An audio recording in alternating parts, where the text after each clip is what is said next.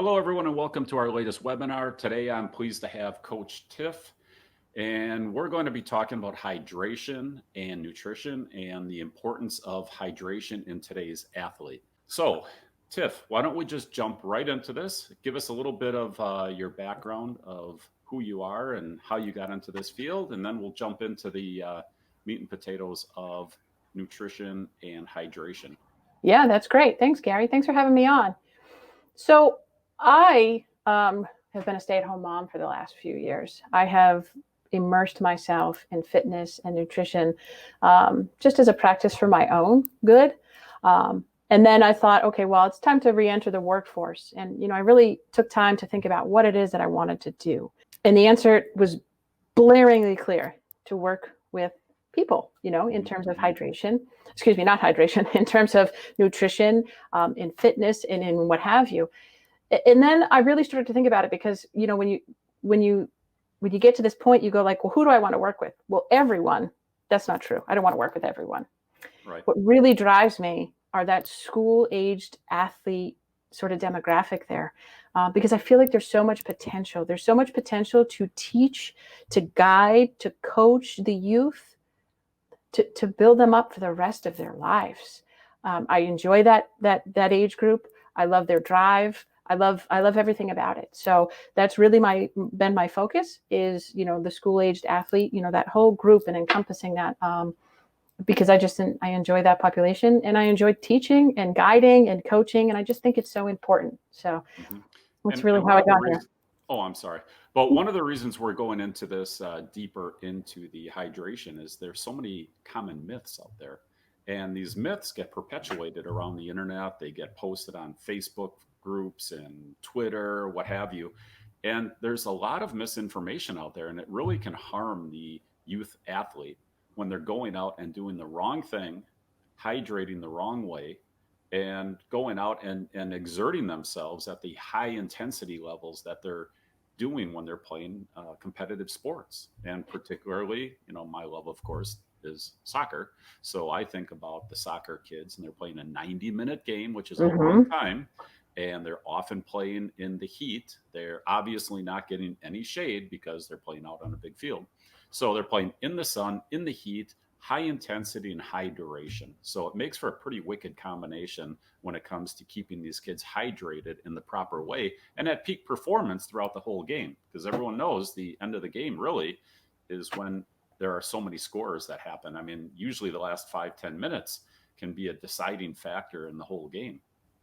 Absolutely. And when you look at, when we think about these athletes, the soccer, I work with a lot of soccer athletes myself. I love the soccer athletes because I love the sport and I love the game. But, when we're looking at that, you're out there playing for 90 minutes. What is the most important? Fitness. Great. You probably already have that if you're out there, right? Yep. So what else is on your team at that moment on your person? There's only two other things: nutrition and hydration. Mm-hmm. And a lot of times I feel athletes, they're only looking at the fitness part of it. Well, I can run for 90 minutes. I can kick a ball for 90 minutes. That's great. Your body can, but it matters from day to day. Why? Because of our fitness and our hydration. And we can get into sleep a whole other time. But when we're talking about this, there's so much that we control. And one of the controllables, as we're going to talk about here, is hydration. And it's something that I know, a lot of probably athletes will hear their parents or coaches and such say, drink more water. And it just gets like blah, blah, blah, blah, blah. Mm-hmm. So our goal today is to kind of break that down so that the athlete can own that. The athlete can walk away from this and say, I'm going to hydrate because I now have a why. Because perhaps they've never had that why.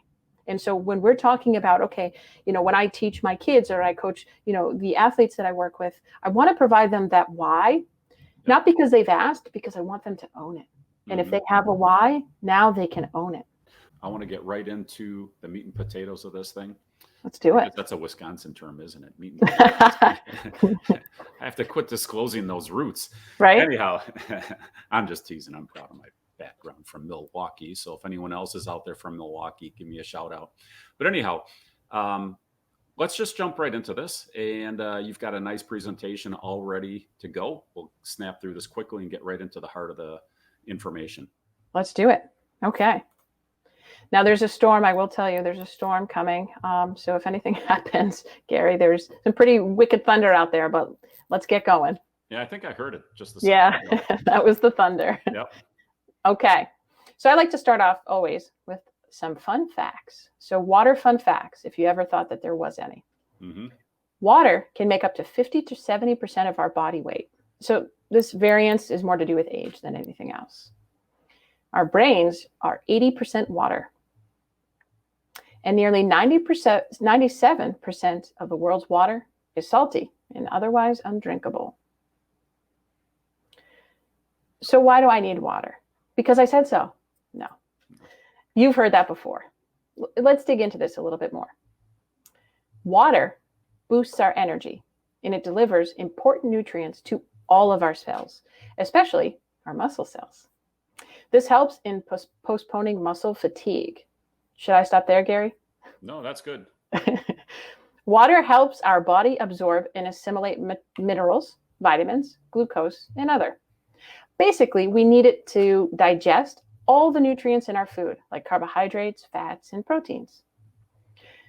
We as athletes are constantly losing water. So again, we digest our food when we breathe, and of course, when we sweat. And I know all of us athletes do a lot of this. Mm-hmm. So when we lose it, we need to replace it. So we'll get to more on that in a few. So hydration. We talked a bit about why our bodies need water. Now let's explore hydration a bit more. Hydration is probably a word you've heard quite a bit. You've heard it mentioned here quite a bit. The actual definition of hydration, as stated by Merriam-Webster, is to cause, to take up, or combine with water or the elements of water. The goal of hydration is to prevent dehydration and optimize performance. Another term I'm sure you've heard. It's really just all about this fluid balance.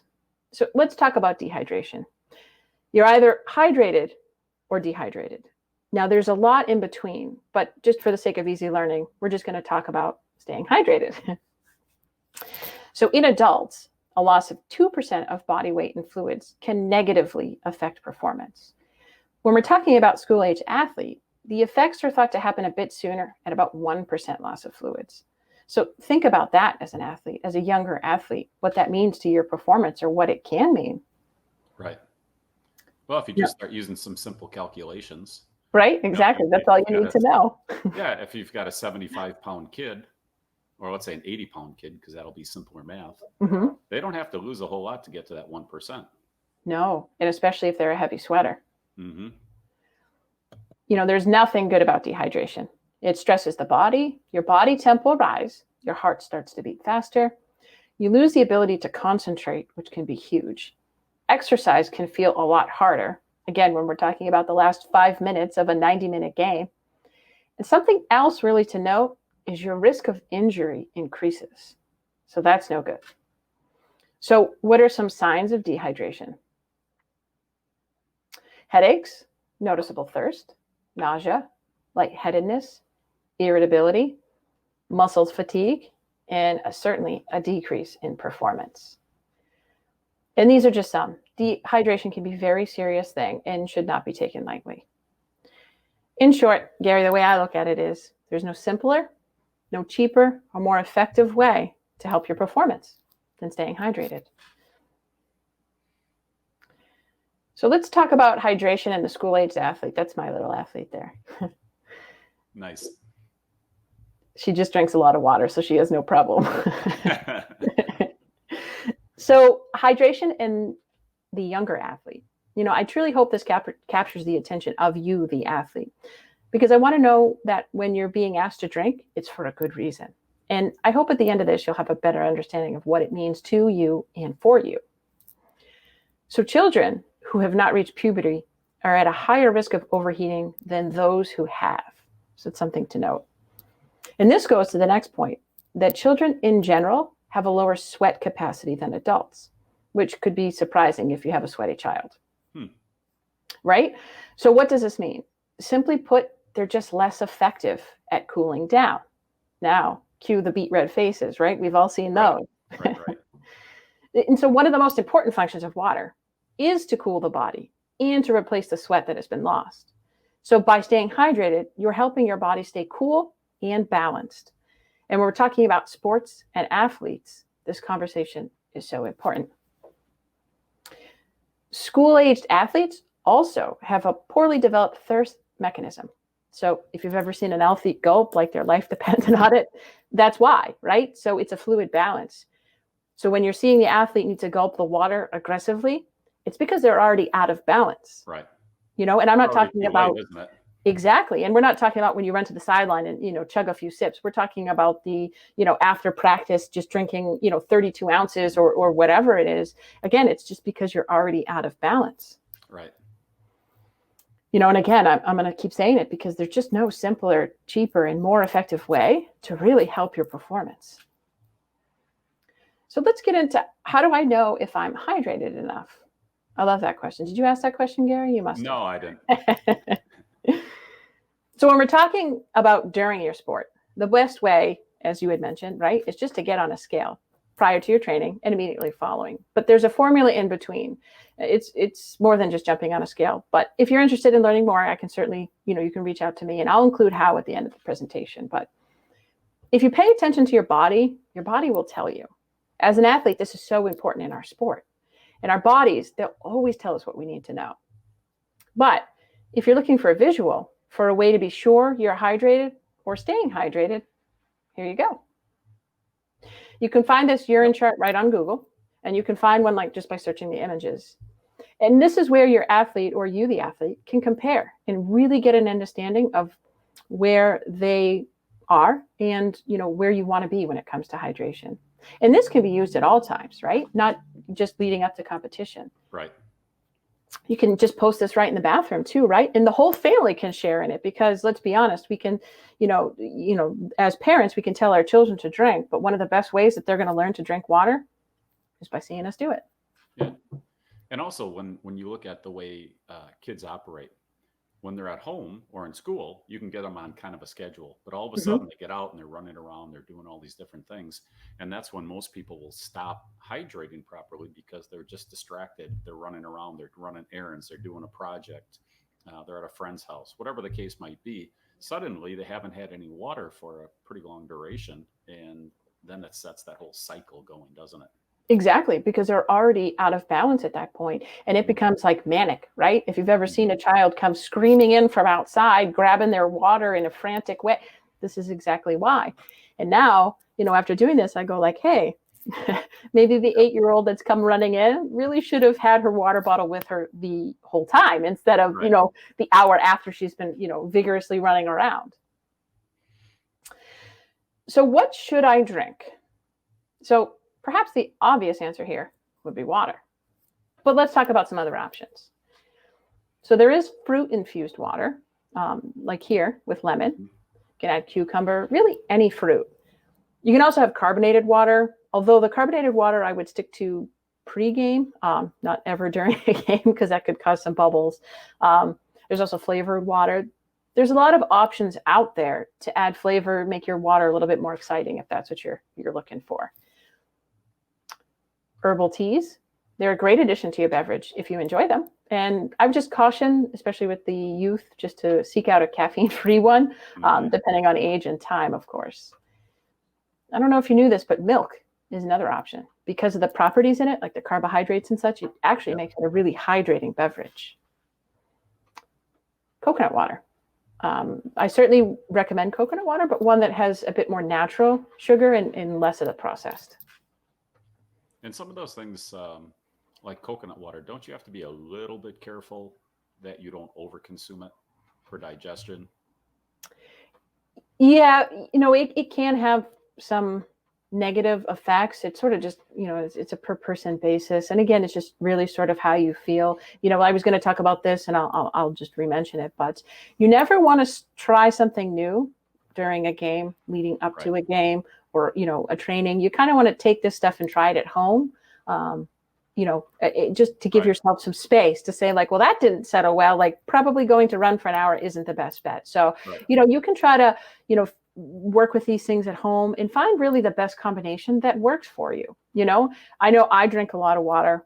I'm a heavy sweater. So sometimes I work out, especially during the summer, and I need a replacement also, not just water. So, we can get a little bit into what that looks like in a little bit further. But another option that I really love that I use is bone broth.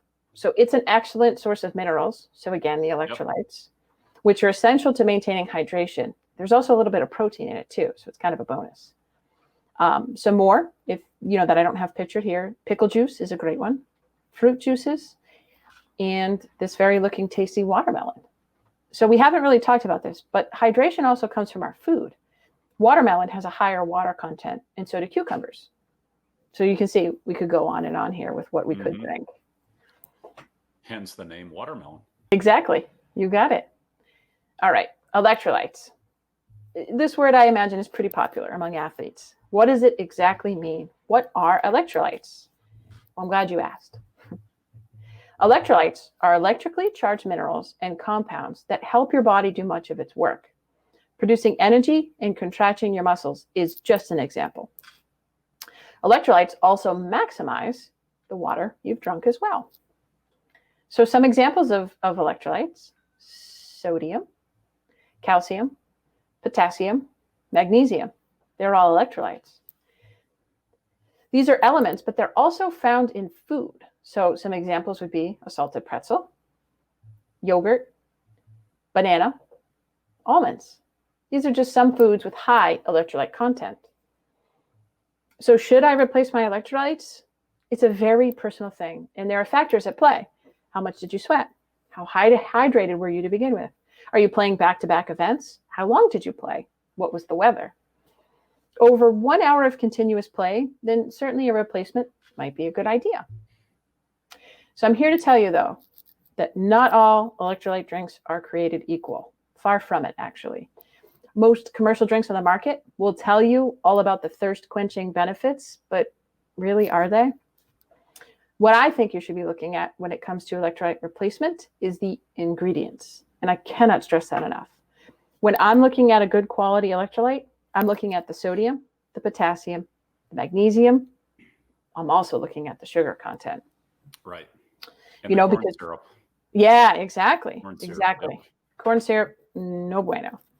So sugar is a great instant carb, and it can be taken to keep energy levels up, but you can also eat them. We don't always need to drink them. Sugar in a drink, if the content's too high, can actually cause the reverse of hydration, dehydration. Mm-hmm. It can also cause bloating, discomfort, and GI distress. I don't know about you, Gary, but I've experienced this after chugging a sports beverage. Yeah, I personally cannot drink sports beverages. No? No. I mean, if I have one, it has to be a high quality sports beverage, and I use probably 25% of their recommendation. And I know I need the electrolyte, so I'll do it, but I have to have a much higher percentage of water to electrolyte in my mix. Because you've experimented and you know what works for you, correct? Yes, exactly. And I've done a lot of triathlons, and not the Ironman though.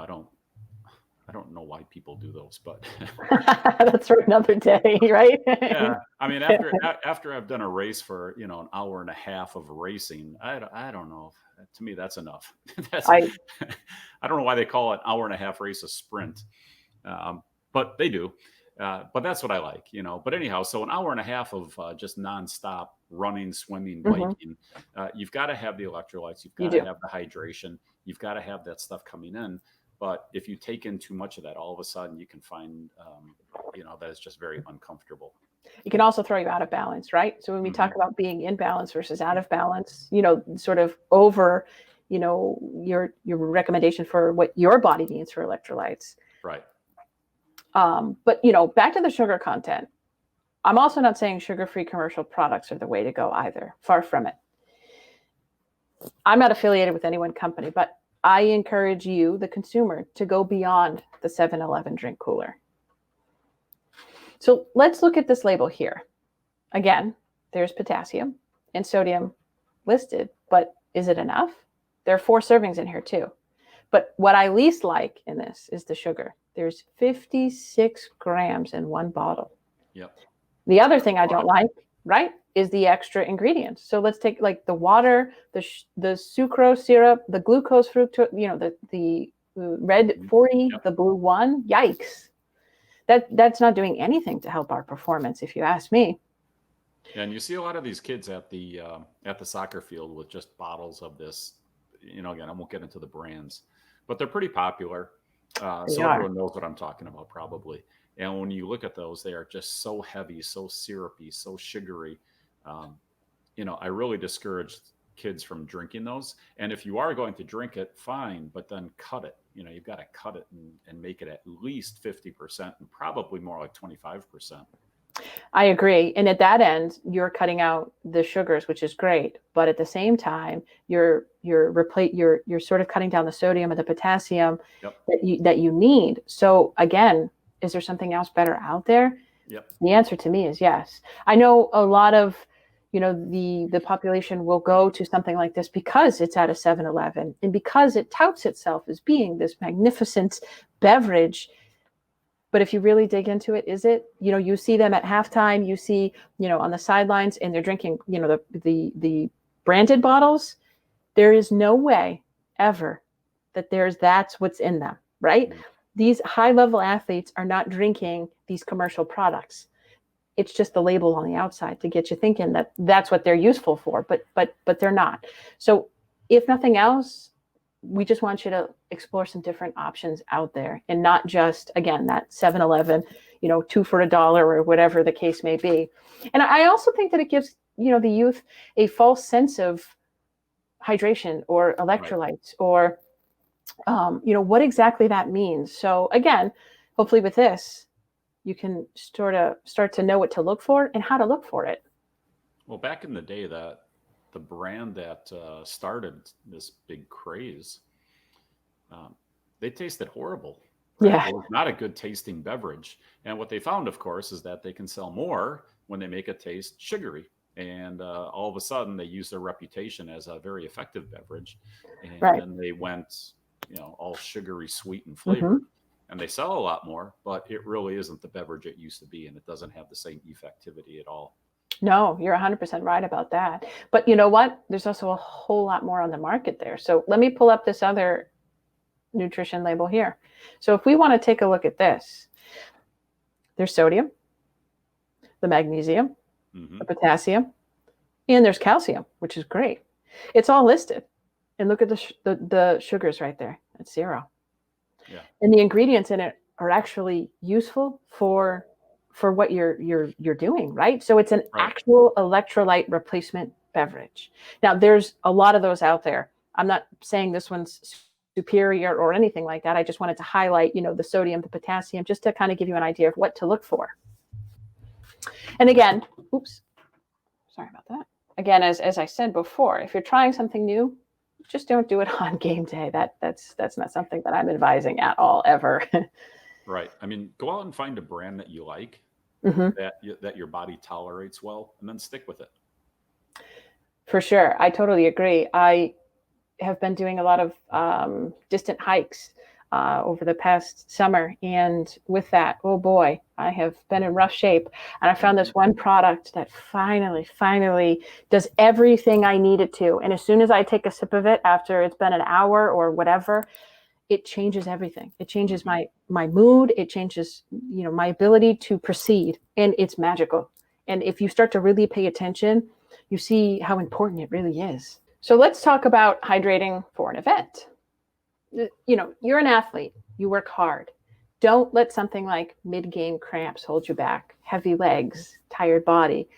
When all of these, just because you didn't make hydration part of your game.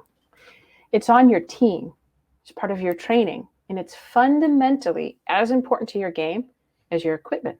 As you see here, they have their equipment and their waters. Yep. Don't sell yourself short by showing up to your game, event, or tournament thirsty and not hydrated. Let's see what that looks like. So if hydration is already something that is easy and doesn't take an effort, then you may not need this. But it is perhaps a hydration schedule might be helpful. So I've included one here.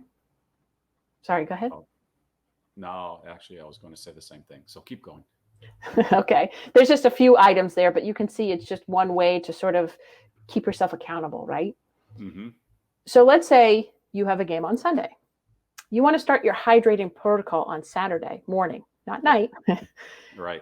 If you have a couple games, or let's say the weather is really going to be a factor, say over 100 degrees, then this might warrant a hydration protocol starting on Friday morning instead. Mm-hmm. So this is just an idea of what it could look like. When you wake up, the day or days before, drink a glass of water. Throughout the rest of the day, you want to be drinking at regular intervals.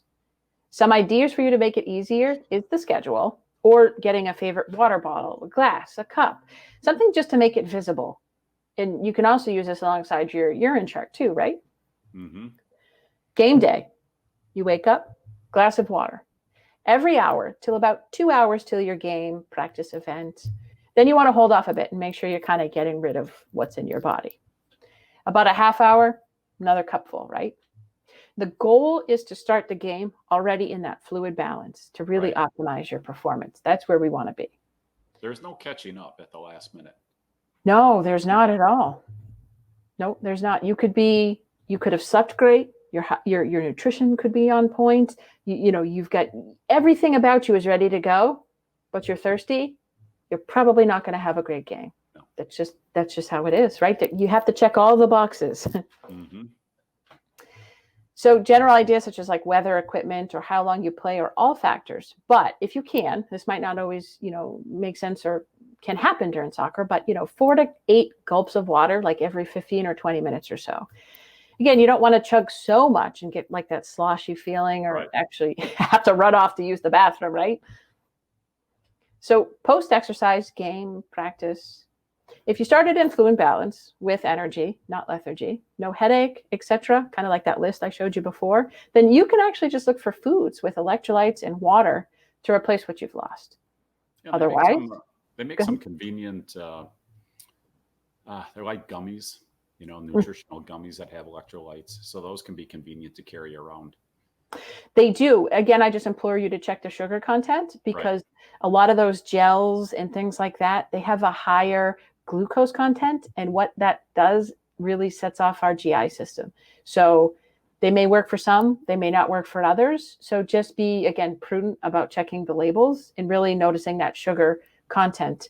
But, Right. again, when you're looking at replacing your electrolytes with food, pickle, like I showed, the banana, the Greek yogurt, almonds, things like that can really help to replace your electrolytes. You can even eat those throughout the day, right? If you're not just looking Yeah. at water and Yeah. such, because, again, when we look at the commercial brand, electrolyte drinks, you also see people drinking these throughout the day, which really doesn't make much sense. If you're using it as an electrolyte drink, then really you shouldn't be drinking it throughout the day. But again, that's because it's really not that, right? Yeah. Well, that's one thing that our diets have gotten away from is pickled foods. Mm-hmm. So if you go back 30 years, we used to eat a lot of pickled foods. Pickles, Right. sauerkraut, and a variety of other pickled foods. But our diets have changed, and they just don't include pickled foods as often. So we do have a bit of a shortage on that. So if you want to find an easy way to get back into that, just go get some pickles, get some sauerkraut, do those sorts of things and get some pickled foods back into your diet, and it'll help. Absolutely. To that point, there is a whole world of prebiotic goodness that is super important for your gut. So not only are you helping your hydration, you're also doing a world of good for your gut and Yep. your gut microbiome. And it's probably another discussion, but that's a great point. I really like that, Gary.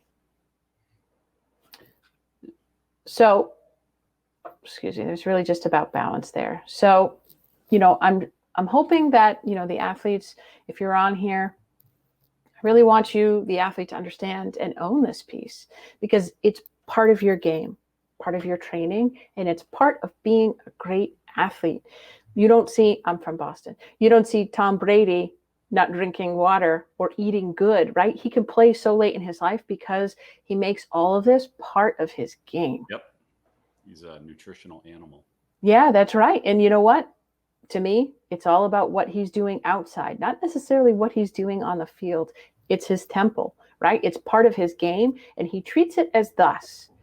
I want you as an athlete to understand that too, and to really own that, because it can only serve to help you and to better you. Yeah. Well, there's a little bit of a dilemma when you get into hydration and electrolytes, because if you just go out and you sweat a lot, Mm-hmm. and then you just keep dumping water in without the electrolytes, you can actually throw yourself off balance even more. So I think that's a topic that's difficult for people to understand. Mm-hmm. And I'm not really an expert on that. I just know that it exists. So I want to throw the conversation to you in that direction a little bit. And just to get a little bit more conversation or discussion on the electrolyte balancing and some of the dilemmas you can run into with electrolytes and hydration, because again, you can't just drink water and say I'm in balance, because you get out of balance. That's right. That's right. And so you do. And to that point, we can look again to a lot of our food to help us with that. And I think that that's why we can get away with drinking just water all day. I drink water all day and my world is just fine, right? If I'm not training or hiking and things like that, because I'm eating the almonds or the bananas or the things that kind of have those elements already in them. So I think that those are important to kind of explore too, right? The food that we eat and how it can aid in our, being able to absorb these electrolytes. And, beyond that, you can get into the electrolyte replacement, but too much can be exactly that. Yep. Can be too much, Well, right? so you already mentioned bananas. I think everyone knows about bananas from watching any marathon. Um, Almonds, I didn't know about that one. What are some other convenient foods that people could just use and give to their kids that kids like, to get them to eat these Yeah, electrolytes that are sure. necessary for their diet? For sure. So we talk about a salted pretzel. That's a great idea. Something like that. You can add salt to watermelon if it's palatable for you. I prefer Himalayan salt, but Hmm. there's a lot of minerals in salt. I think salt gets a bad rap, but sodium is one of the most needed electrolytes in our bodies. So I'm not really, when we look at salt, we're more talking about the salts from McDonald's or the Hmm. the processed salts. But if you're taking a natural banana and some Himalayan salt and sprinkling it on top, I say go for it.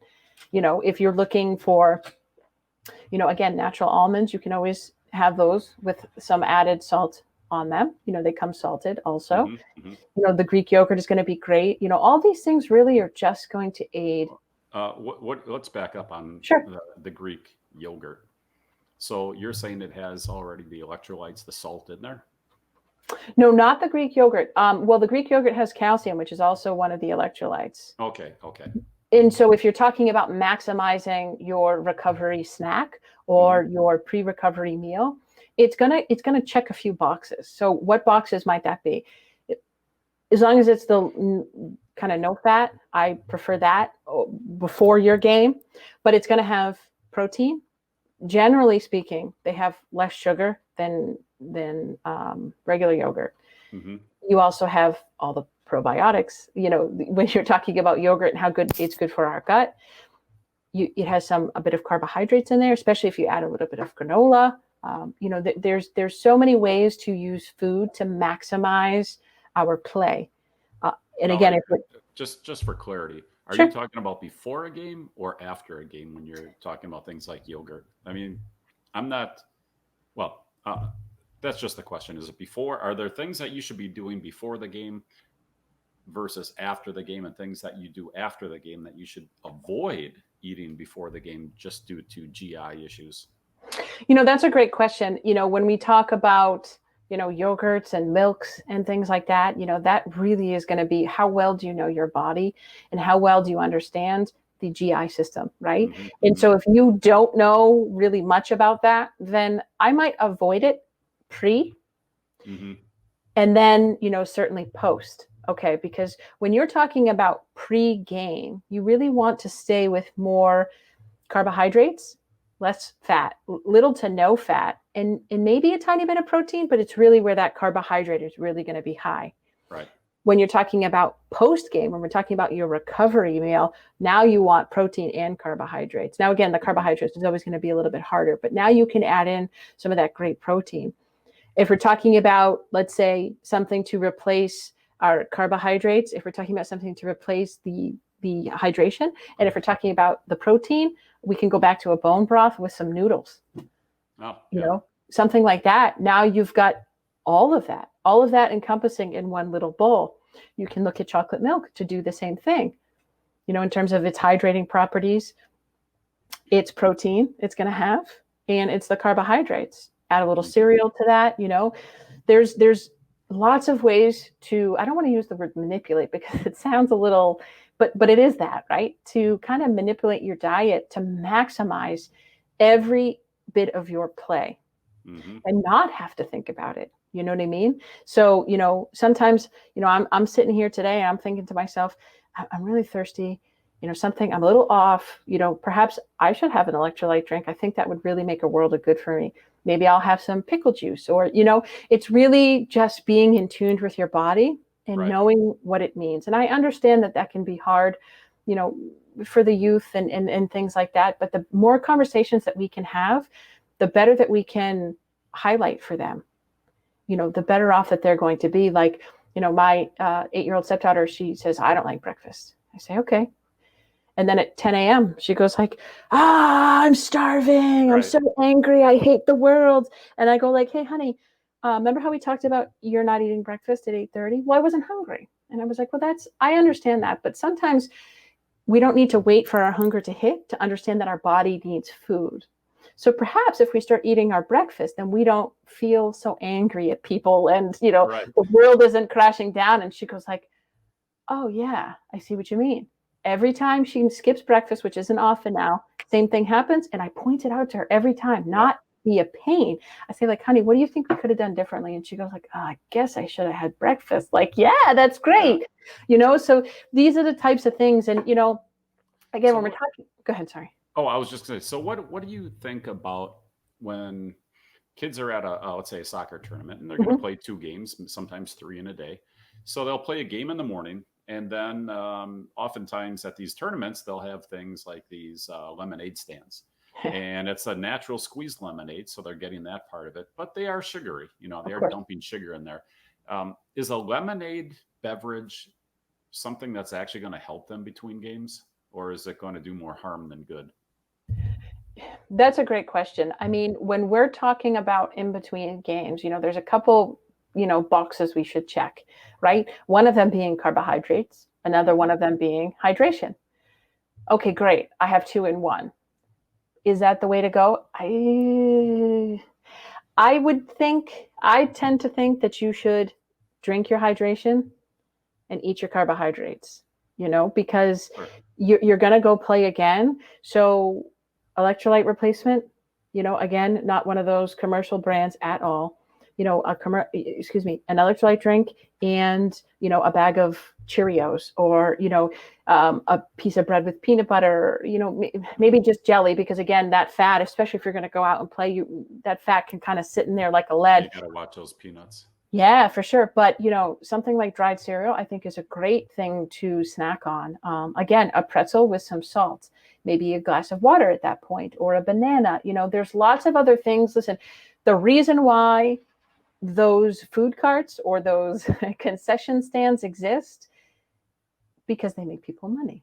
And they're not really there, for the athlete. They're there just to make money. So I think that it gets a little muddied when you say, like, when you're a kid, well, there's an ice cream stand there. Like, I just played and I'm going to play again. Like, why would it's right there? Yeah. But that doesn't make it right. Right. Yep. Exactly. And what about the ever popular chocolate milk after the game? That became a big fad to get the chocolate milk and use that as a post-recovery drink. Well, I think, the first thing you want to listen to your body on is it beneficial? Does it provide you something, or does it upset something? Because if it's serving to upset your GI system, or cause you the bloating or things like that, then absolutely not. If you can drink that and know that it's not doing any of those things, then of course. But when we talk about chocolate milk, what are we putting in it? Because it's always going to be something to me. Exactly. So is it great for you? That depends, right? That's such a hard thing for me to say, like draw a line in the sand and say, no chocolate milk. It could be great for an athlete who's really picky, and even just getting any bit of nutrition into them is hard, but they'll drink chocolate milk. Well, then I say, go for it, right? Yeah. But if you're talking about an athlete who isn't as picky and maybe experiences a little GI issues or is really looking to elevate their post-recovery, then maybe it's not the best choice. Maybe, again, a Greek yogurt with a banana and some granola would be the best way to go for that particular athlete. Really attacking the recovery meal is just as important as it is prior to. They're which one's more important? They both are. Because if you're not recovering, then you can't play the next time. So they are equally important. All right, so just to finish things off here, because we've covered a lot of topics and I don't want to have this run too long, but when you are coming up to a game environment and the kids need to eat something, sometimes it's even really rough in the morning. They've got an 8 o'clock game or a 7 o'clock game. They have to be there an hour early. So they're getting up pretty early and, they don't have a lot of time. So what do you feel or what do you believe is the latest they should eat? In other words, game time minus 1 hour, game time minus 2 hours, game time minus 30 minutes. What space do you think they need to say, okay, it's 30 minutes before the game, don't eat anything, or it's an hour before the game, don't eat anything? I think that a lot of that is going to come down to the athlete. But if we're talking about general ideas, if you have a game at noon, you should have a breakfast that's that contains some protein, some good quality protein, and some good quality carbohydrates, some simple and complex. If we're talking about 11, we probably want to stay more within the simple complex zone and not necessarily the complex. You're saying if you're going to eat at 11, right? If you have a game at 12 and you're going to eat at 11, keep it simple carbs. That's right. It depends on how your stomach, again, kind of does with certain things, but, fruit might be a good go-to at this point. A handful of, pretzels or something, that's going to hit you real quick, maybe some plain crackers, something like that is probably a better idea, than maybe a bowl of granola or something like that. Now, when we're talking about like 4 hours before, meals, eat your meals. Now, you mentioned an 8 o'clock game. Okay. So first of all, they are. So when we look at hydration, we also want to look at nutrition. So where do we start preparing for that game? Dinner the night before. So at that dinner, you want to make sure that, you're not, crushing 20 pounds of pasta. That's not necessarily what we need to do. That is a marathon, sort of misconception. Right. That's one of those like cow tipping wives' tales. Yeah, exactly. So, when we're looking at your meal the night before, what I, as a nutrition coach, would love to see is protein, carbohydrates, and some fats. Fats are going to be good here because fats provide us a ton of energy. However, we don't want to necessarily have a bunch of fat prior to, because it takes longer to digest. So therefore it could stay in our bellies and really cause an upset, which is what we don't want. Night before, a good hearty meal with the 3 macronutrients in there. When we're talking about the morning, I know that some athletes are going to, probably say some words under their breath here, but really, we're talking about an hour before, you have an 8 o'clock game at 7 a.m. You got to get something in. And it should be carbohydrates. So if that means, again, I'm going to go back to the Cheerios or some cereal, bag cereal. You don't have to have the milk. Just get something in that belly. If you've eaten a good dinner the night before, if you've hydrated, cup of water, dry cereal, boom, you're out the door. I've asked this question a lot in certain groups, like what's the go-to meal and things like that. And a lot of parents have mentioned some pretty heavy fat meals or meals that maybe just you don't necessarily need. Right. So, we're talking about quick carbohydrates about an hour before. and just get them in. You don't want to be a half hour into your play looking at your mom and dad being like, man, I wish I had that cereal, Yeah. or, man, I wish I had that fig bar, or whatever Right. it is. And then you're slow, you're not as hydrated, you're not, your nutrition isn't there. And that is the only thing that's keeping your game down right there, right? You don't want to be that person. You don't. Yeah. Well, there's one other thing. I said that was going to be the last question, but one other topic that me personally I've experienced, and I try to get the kids to stay away from any carbonated soda Mm, for the entire day. And hmm what I found in my training is if I were training, let's say going for a training bike ride or run or whatever it might be at 6:30 p.m., 7 p.m., after work sometime, even if I had a half a soda at lunch, that carbonated whatever stuck with me long enough where on my run, I was guaranteed to have a side stitch. I don't know why. It just always worked. Now, if I Sure. drank lemonade, something, I could have a sugary beverage like a lemonade, even like a cheap one, not like a Yeah. fresh squeezed one, but a cheap lemonade. So a sugary lemonade, hmm as long as it didn't have the carbonation in it, I would be fine. I wouldn't get that side stitch. My body would, kind of get whatever it is through my system, and I Sure. was fine. But that carbonation, for some reason, it just killed me every single Mhm. time. And I just learned that no matter what time of the day I have that carbonated beverage, I was going to pay for it with a side stitch on my run. Right. And that's kind of a hard lesson to learn. But, when I work with athletes, one of my biggest things, you hear nutrition coach sometimes and you go like, well, they're going to put me on a diet. I was working with a client yesterday and I'm like, I'm not putting you on a diet. Hmm. When I talk to some of these youth athletes, they go like, well, I want to have my cake. They literally want to have their cake and they want to eat it too. And that's Yeah. okay. Yeah. So Yeah. me as their coach, I come in and go like, listen, you can have your cake, you can eat it too, but let's just not do it on game day. Let's Right. not do it the day before game day. You want to have soda, which I didn't even include in here, which is a whole other, me personally, Tiffany, not coach, I despise this stuff. I think it's Hmm. horrible. Now, me, the coach, you say, okay, Gary, that's great that you understand what it feels like. Let's keep your soda, the day after your event, a couple days before your event. But you've been training, you've been working hard. Let's not interrupt it by having a soda game day, having a soda the day before, because it's going to interrupt our hydration and it's going to interrupt how we perform. So why? Right? So why? Right. So to that point, I would say treat your pregame the same as you would anything else when you're looking at your nutrition, when you're looking at your hydration. If you're like, sorry, mom, can't get up, resting my legs, then you need to rest your GI. Yeah. You Yeah. need to be doing the same thing, as an athlete for yourself. And that's, not saying don't have the cake. It's not saying don't have the cookies. It's saying just wait till after Right. and then have at it. But when we're getting right up to play, that's where we want to be a little bit more strict, I Hmm. would say.